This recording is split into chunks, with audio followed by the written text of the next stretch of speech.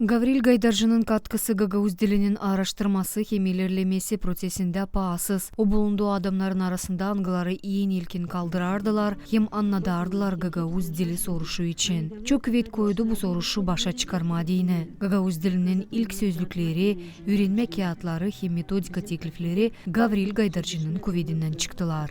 Biz biliriz Gavril Gaydarji nasıl anılmış Türkolog, lingvist, folklorcu, yazıcı, PhD, pedagog.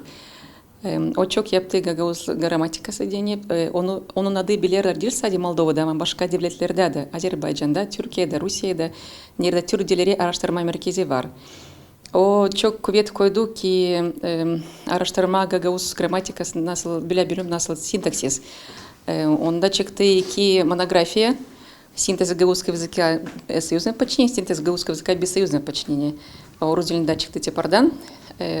Biz biliriz onu nasıl Людмила Александровна öğrencisiydi. Çünkü o onda aspirantura başardı Moskova'da. Hem Gavril Gaydarji 10 yıl oldu bilim akademiyasında Gagavuz bilim başıydı.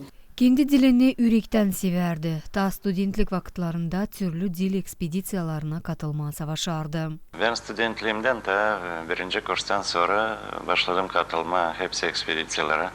Hangileri giderdiler bizim köylere, hani toplasınlar folklor, dil öğreniklerini. Ve o zaman studentliğimden ben artık alıştıydım bu işlere. Çünkü gelerdi ekspedisiyalar diyelim Moskova'dan, Rus bu Sovyetler Birliği Akademisi'nden hem Moldova'daki akademisinden de giderdi ekspedisiyalar bizim köylere. Toplardılar dil örneklerini, folklor örneklerini, türlü işlerdi. Bize alardılar, katılardık biz bu ekspedisiyalara. Gavril Gaydarji 1937 yılın ceviz ayının 14'ünde Karbağlı köyünde doğdu. Yazıcı olarak kendi yaratmalarında her zaman köyünde laf edilen diyalekt özelliklerini kullanardı. Nişanladığı filologiya doktoru Türkolog Güllü Karanfil. Karbağlı köyü Balkaneş diyalektine giren bir ağız diyelim.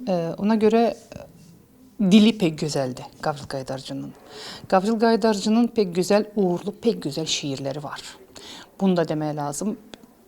Elbette ki dil tarafından da Gavril Gaydarji büyük katkılarda bulundu. Bir dilci olarak, pedagog olarak da Gagavuz dilini üniversitelerde uzun zaman hem Tiraspol'de daha sonra da Gagavuz dilini Kişinev'de, Devlet Üniversitesi'nde Gagavuz dilinde verdi.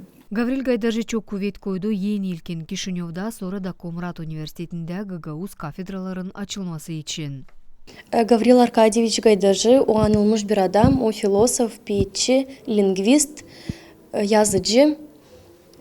Bize de yine onunca bir örnek. Biz biliriz hani 1991 yılda o pek çok kaçındı ki en ilk Kişinev'da, sonra da bizde burada Komrat'ta açılsın Gagavuz Filologiya Kafedrası.